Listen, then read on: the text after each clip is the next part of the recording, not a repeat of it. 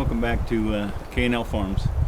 Let's go over a few things, but I'm back on the site that I've been working, the ground site, and the reason for the video is that danger tree right there. I'm going to show you something about that danger tree in just a minute, but let's start out with two things. First of all, I shot a video yesterday on how to make bee food. 53 degrees yesterday. This morning 31, snowing again.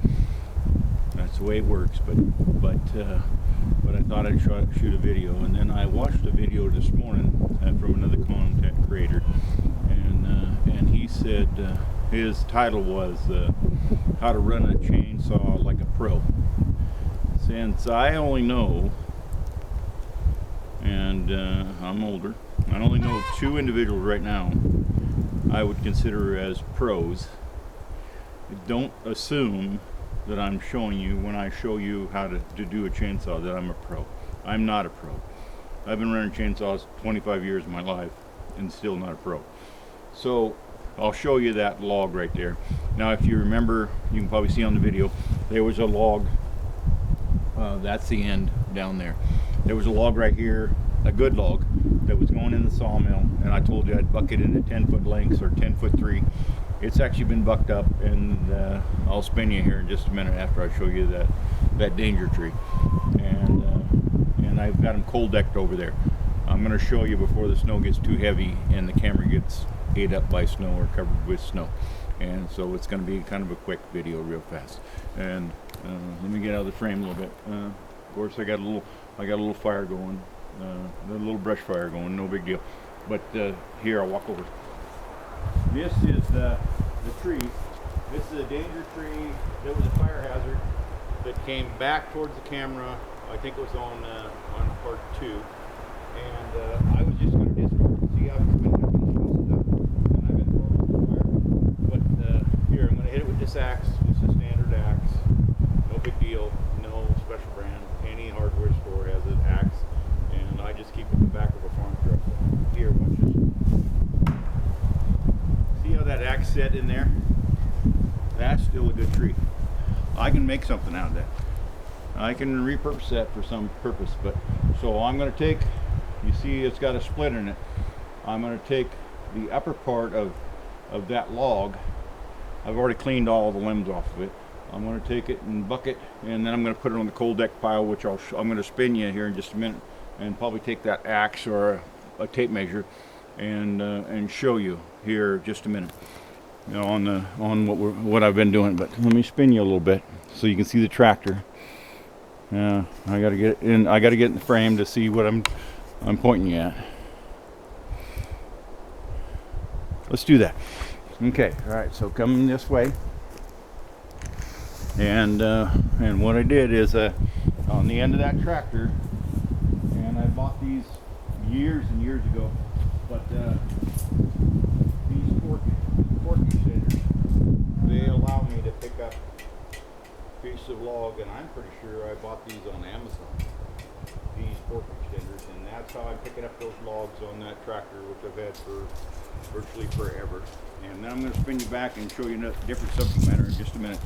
But over there behind that tractor is where I stacked all the stuff off, all the logs up, the production logs that I'm using, that I'm going to take. I'll get a different truck and probably an excavator and stack that cold deck onto a truck at a later date. Let me spin you over and show you a different subject matter real quick before I let you go. Here, let me see if I can see it. Yeah, okay. So see, if you can see in the pile, see that brush pile right there? Everybody assumes that fire should be on that brush pile. The only problem with that fire being on that brush pile is that brush pile, and it's something we call pitch. My grandfather called it pitch from way back. That brush pile is full of pitch, and I'll walk over and I'll point to a piece of what we call pitch, and that's just a pine log, that deduct log that we had. All the logs we put on the ground have been pine logs, and they don't have the burning property of a piece of pitch. I don't know why a piece of pitch has that burning property, but if I would have burnt this